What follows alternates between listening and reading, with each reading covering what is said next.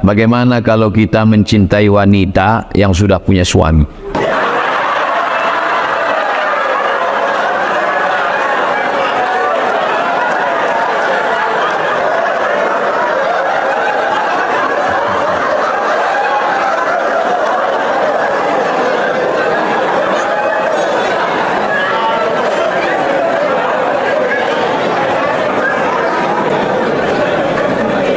Hukum berlaku pada perbuatan yang sifatnya pilihan.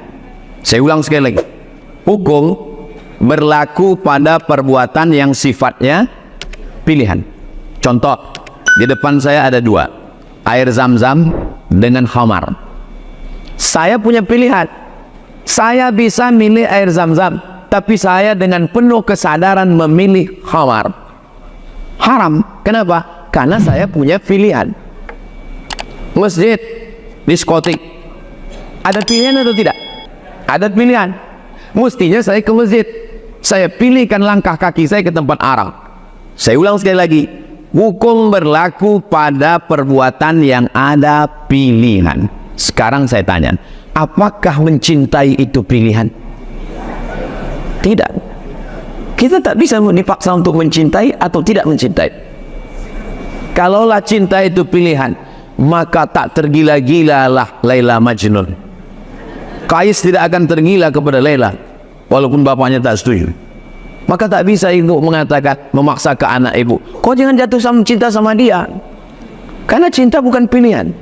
Jadi kalau ada orang jatuh cinta sama bini orang, dia berusaha untuk melawan. Dengan cara apa? Dengan berbagai macam cara. Pergilah ke Masjid Al-Falah, minta diruqyah, supaya kalau ada jin-jin yang mengganggu dia. Kalau dia belum menikah, segeralah menikah supaya hilang fokus dia ke bini orang tadi. Kalau dia sudah punya istri, berusahalah lebih mesra lagi dengan istrinya supaya itu tidak mengganggu. Insya Allah, mudah-mudahan diselamatkan Allah SWT. Ini ujian juga. Ada orang diuji dengan sakit, ada diuji dengan ekonomi duit. Ini badan sehat, duit ada, jatuh cinta sama bini orang. Mudah-mudahan kita diselamatkan Allah SWT. Bukan berarti saya diselamatkan Allah. Ya Ustaz, enak lah ngomong gitu. Ustaz kan Ustaz tadi goda setan. Saya digoda setan juga. Oh, jadi kalau Ustaz itu digoda setan juga. Goda setan juga. Setan yang menggodanya Ustaz juga.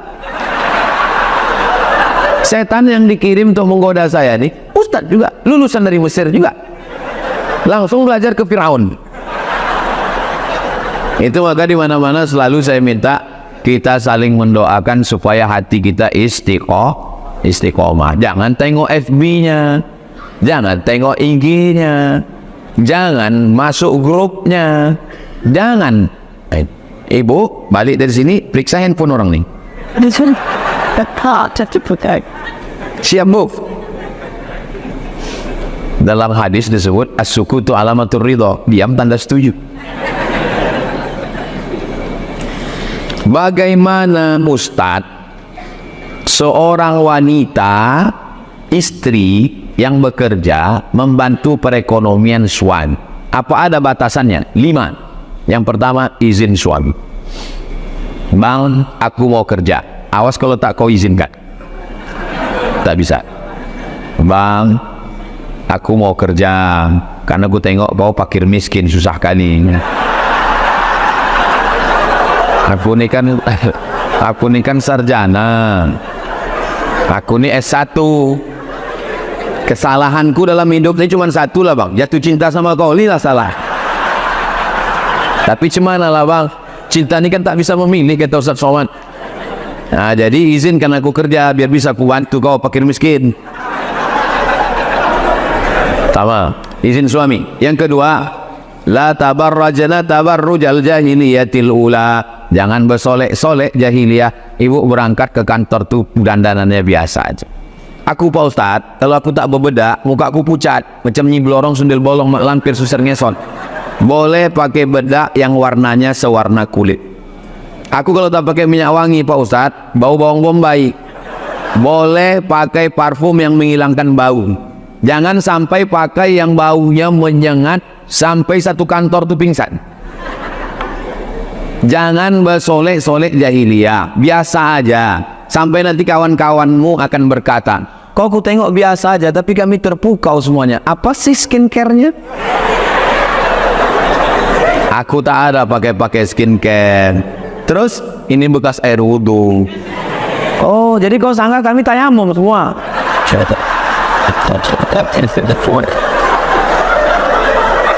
Yang ketiga, la yadribna bi arjulihinna, jangan pukulkan kaki ke lantai.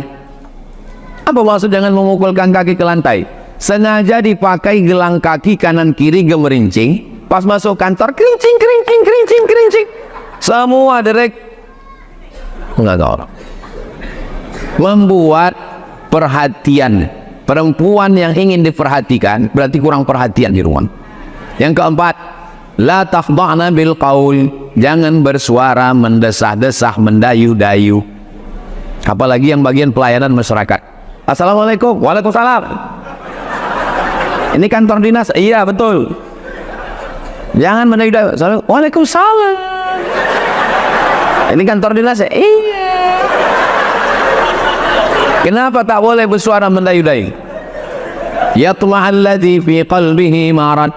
Tidak boleh perempuan bersuara mendayu-dayu karena ada laki-laki yang dalam hatinya penyakit. Begitu didengarnya suara itu dia langsung error.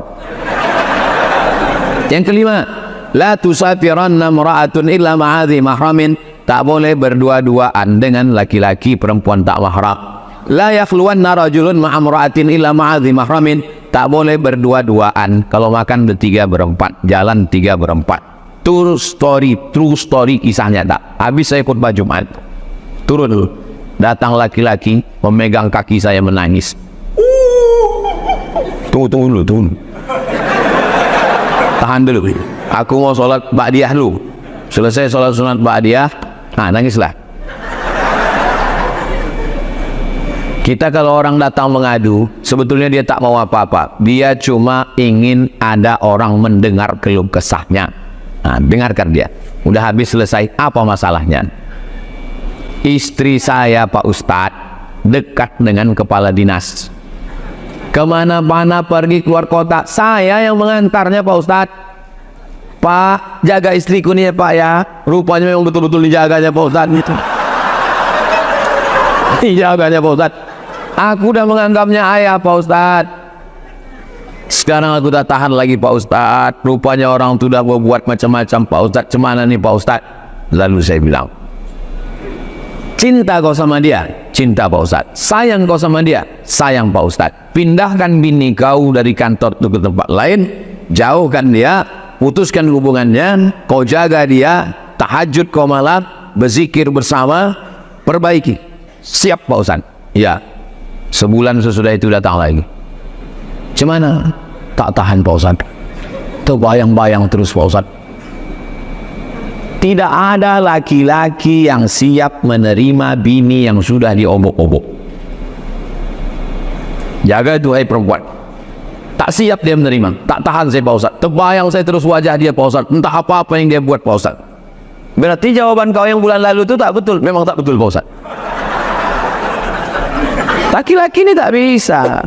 Laki-laki itu punya superior. Laki-laki itu menganggap dirinya hebat. Laki-laki itu menganggap kaulah satu-satunya, hanya cinta kepada aku saja. Itu Ustaz kok tahu? Aku laki-laki. Maka kalian perempuan jangan macam-macam sama laki-laki.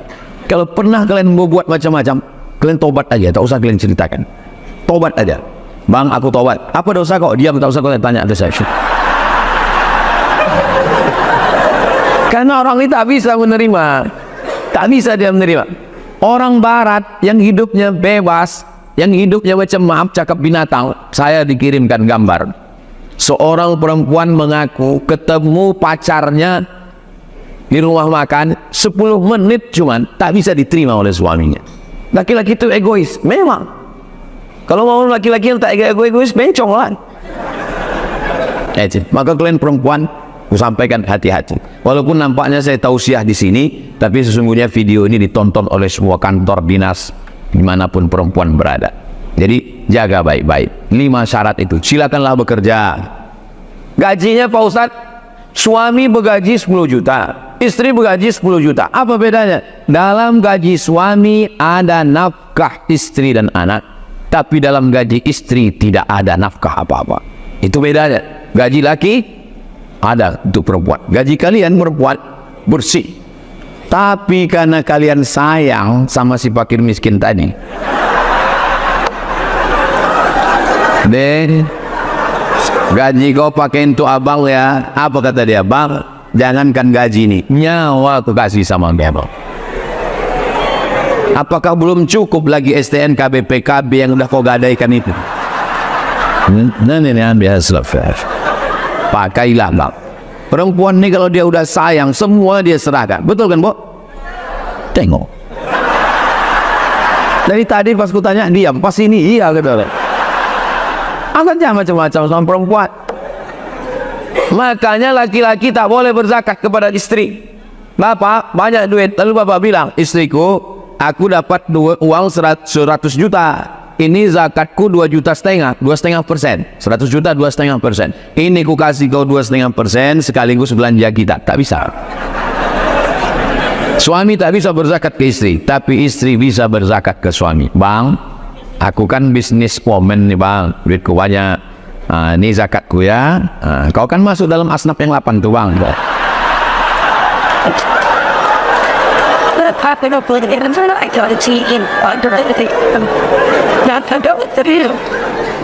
Beruntunglah kalian yang punya istri S1, ASN, pegawai, dan mereka pula. Jangan kalian berbuat macam-macam. Kalau galah patah masih bisa disambung, kalau kaca retak masih bisa direkat, tapi kalau sudah hati sakit, kemana obat akan dicari? Setuju kali orangnya. Almarhumah mama saya fans Ustadz. Beliau meninggal 9 tahun lalu. Namun sebelum beliau meninggal ingin jumpa dengan Ustadz, dan akhirnya ketemu Ustadz di masjid. Setelah ketemu Ustadz, untuk almarhumah beserta ibu kita, ayah kita yang sudah mendahului kita semuanya, Al-Fatihah. A'udzubillahi minasyaitonirrajim. Bismillahirrahmanirrahim. Alhamdulillahirabbil alamin arrahmanir rahim maliki yaumiddin iyyaka na'budu wa iyyaka nasta'in ihdinas siratal mustaqim siratal ladzina an'amta 'alaihim ghairil maghdubi 'alaihim waladdallin amin. Allahumma ighfir lahum warhamhum wa'afihim waj'alil jannata mathwahum. Wa sallallahu ala sayyidina Muhammad wa ala alihi wasallam walhamdulillahirabbil alamin. Kapan ingat langsung. Tak boleh tunda. Saya kapan saya ingat mak saya dan ayah saya langsung. Tak boleh tunda. Habis baca Al-Kahfi, habis baca Yasin, langsung. Ya Allah, sampaikanlah pahala bacaanku Yasin dan Al-Kahfi tadi kepada almarhumah, kepada almarhum. Jangan tunda, asal ingat langsung.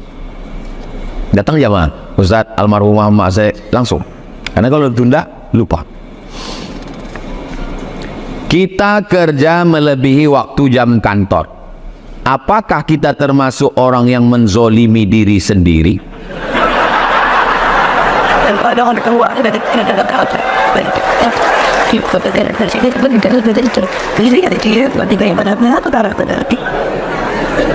Inna li jasadika alaika haqqan. Badanmu punya hak, kasih dia makan.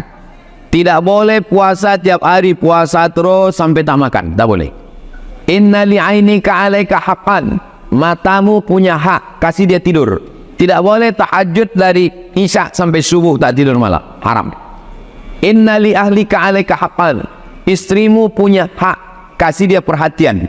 Tak boleh kerja terus, tak pulang-pulang dari kantor, karena ada yang perlu perhatian di rumah, anak dan istri. Ustaz Somad nyusun jadwal bagaimana? Semua dapat.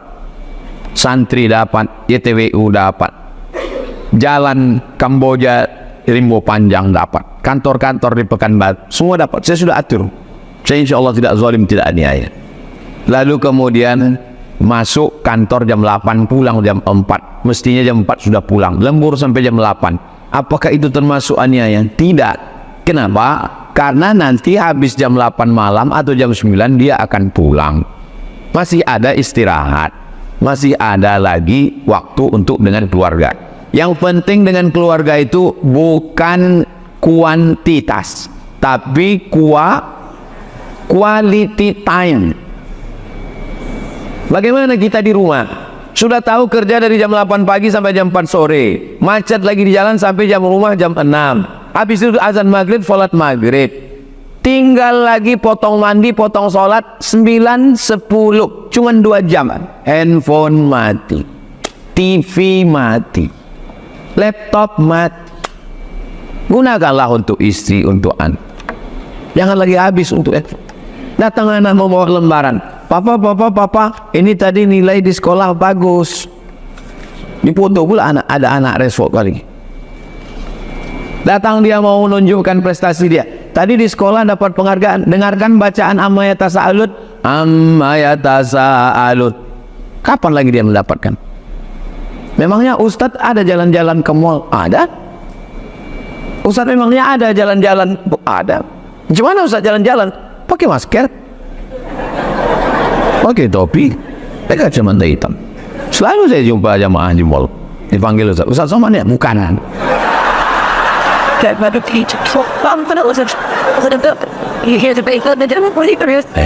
Jadi kita mempanggil untuk keluarga jalan-jalan. Saya pergi tausiah hari Jumat, hari Sabtu, hari Ahad, hari Senin, Selasa, Rabu di rumah, Rabu subuh dengan jamaah, dengan santri. Jadi jangan sampai ada orang yang punya hak terhadap diri kita, ayah mak yang masih hidup, yang udah meninggal nih. Setiap menjelang puasa saya wajib pulang membawa buat kenduri sedekah almarhuman.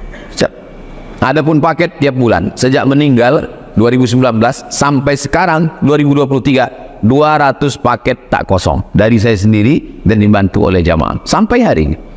Jangan pernah lupakan orang yang lalu, yang ada sekarang, karena kita berada di keliling orang-orang. Ustaz tuh ngomong aja tuh jatah DBI tak ada, ini ada. Siapa bilang tak?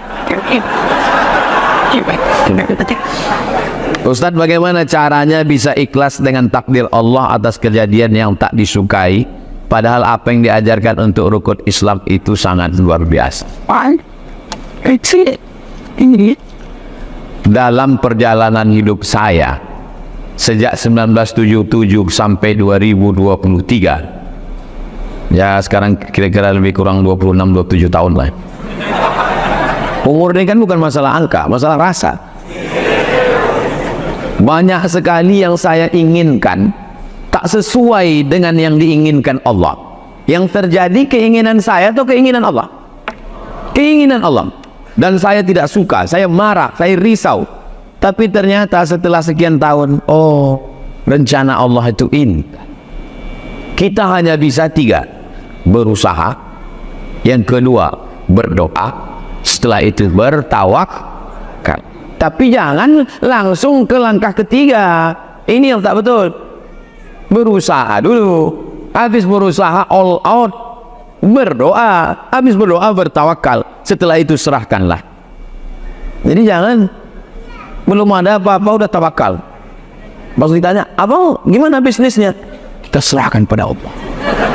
Itu tak betul, itu bukan ajaran Islam. 3 step itu mesti dilakukan.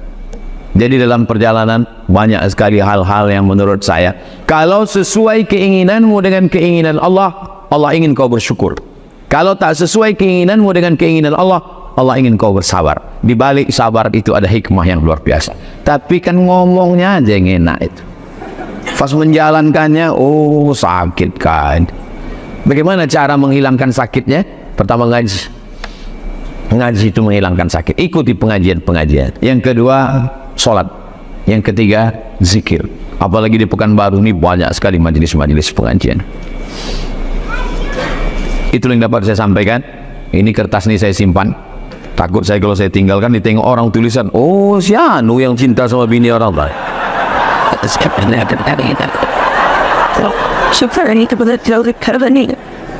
Saya bawa pulang, kertas-kertas itu bertimbun di rumah. Takut juga saya bocor nanti dicari orang. Tahu datang ke rumah, dihubunginya ustazah, ada tak pertanyaan bini orang minta saya kata. Nah itu saya bakar di tong sampah sini. Untuk niat yang baik-baik, mudah-mudahan Allah kita jaga iman kita, Allah buat kita istiqomah, keluarga kita sakinah mawaddah warahmah, anak-anak kita soleh dan solehah, dan kita berakhir dalam husnul khatimah.